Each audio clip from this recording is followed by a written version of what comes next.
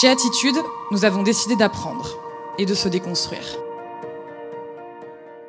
Le premier Talk Series était sur le thème du soutien de l'industrie touristique à l'économie locale. Et cette fois-ci, un autre sujet qui est aussi extrêmement important, une société plus inclusive avec le rôle clé du leadership féminin. Aujourd'hui, nous sommes ici pour discuter, échanger et parfois même débattre sur un sujet important. Le 8 mars s'est tenue la Journée internationale des droits des femmes. Une journée de lutte pour rappeler qu'encore aujourd'hui, dans le monde, la moitié de la population n'a pas accès aux mêmes droits ni aux mêmes privilèges. Les inégalités sont présentes partout, dans tous les milieux sociaux. Les femmes sont sous-représentées dans les postes qui confèrent un pouvoir économique et politique. L'égalité des genres et la place des femmes dans l'espace public, que cela soit en entreprise, dans l'entrepreneuriat ou encore dans l'univers artistique.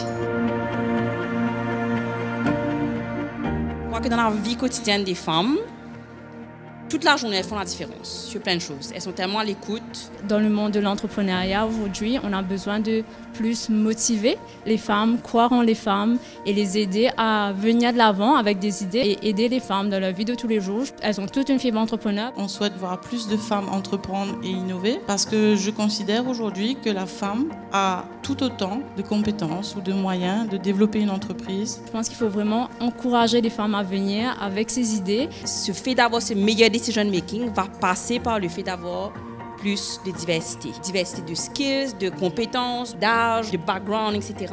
Et ça passe par le gender aussi. Donc je pense que pour avoir un monde plus inclusif et permettre aux femmes de se développer, de développer des entreprises et d'être entrepreneurs et d'avoir des responsabilités dans les postes, c'est aussi le rôle de tout un chacun. C'est aussi la façon dont on éduque un homme. C'est aussi la façon de transmettre un message aux enfants qui seront la génération de demain, que l'homme et la femme doivent avoir les mêmes droits.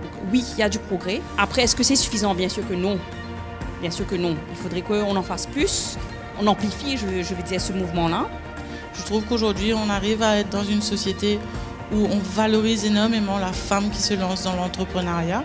Et c'est très courageux finalement de quitter un poste avec un salaire mensuel et de se lancer dans cette aventure entrepreneuriale. Au contraire, je trouve qu'à Maurice, on est fiers et il y a beaucoup de commentaires positifs. On va attaquer maintenant avec la table numéro 2 qui va parler du milieu plus de la grande entreprise. En entreprise, il faut qu'on crée l'environnement et la culture qui favorise l'inclusion et la diversité. Pas homme versus femme. C'est d'avoir 40% de femmes dans des positions managériales d'ici 2026. La bonne gouvernance, c'est le fondement d'une entreprise saine. La diversité, c'est un élément important de la bonne gouvernance parmi d'autres. Que ce soit les messieurs ou que ce soit les dames, we all lack confidence quand on prend un nouveau challenge. Moi, j'y crois beaucoup, hein, that sisterhood, une perception ironique que les femmes, we can backstab each other. We need to have that sisterhood. Et on réalise que quand on se parle, on arrive à réaliser que on n'est pas seul. Et je pense que storytelling est super powerful. La seule différence, c'est quoi? C'est l'écosystème ou l'environnement dans lequel cet homme ou cette fille ou cette femme a été éduqué, a été élevé. That's all it is. Quand on est en train de faire headhunting, on est en train de recruter pour une position, que les candidats, it is balanced. Comme j'ai partagé mon exemple, if you don't have enough women, go and get them. Je vous donne un exemple. Moi, j'ai un fils de 22 ans. Et je me souviens, il rentre en Forme 1 in one of the star schools et il rentre à la maison un jour. Il me dit, maman, on a bien rigolé aujourd'hui avec prof de chimie, c'est pas qu'à l'affaire. Je dis, ok, qu'est-ce qui s'est passé? Il me dit, tu sais, il était en train d'écrire au tableau et puis il y a un garçon qui est rentré et qui a frappé à la porte, like waiting to be told to go in. Et le prof, je pense que tout le monde comprend le créole ici, et le prof lui a dit, arrête de faire comme Atifi. J'ai vu quand même un grand momentum et nous, au niveau de la MIED, on va continuer à éduquer les gens et les institutions, les accompagner aussi dans ce concept qu'on appelle diversité et inclusion. Si on ne change pas cet écosystème, si on ne commence pas dans les écoles, à la maison, dans les environnements de wherever it is et que quelqu'un qui fait un commentaire qui soit pour moi c'est sexiste. And we cannot stop that. Ben, pas la peine de s'asseoir ici et de commencer à écouter à de belles paroles parce que it all starts with each one of us. J'invite du coup la dernière table, les artistes.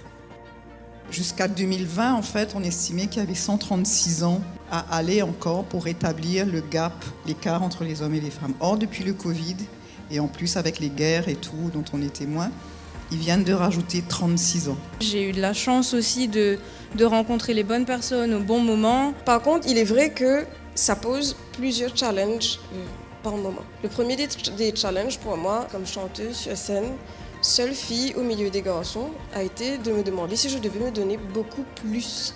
On est sur scène, c'est beau, c'est joli, ça fait danser les gens, mais derrière, il y a une toute autre réalité qui est bien là, qui est bien concrète, quoi. Je suis artiste, mais je fais pas que dessiner. Derrière, il y a de la stratégie, il y a de la communication, il y a toute une réflexion, il y a des recherches, il y a des études. De faire prendre conscience aux gens, artistes, est un travail. On a peut-être un petit peu tendance à se dire, oui, voilà, le féminisme, c'est dépassé, c'est pas nécessaire. Moi, je pense que tant que les femmes n'auront pas les mêmes droits, tant que les femmes, il y aura des millions de femmes qui seront mutilées sexuellement, tant qu'il y aura des millions de femmes qui n'auront pas droit à l'éducation, et tout ça, ce sera un combat sur lequel il faut être vigilant et engagé.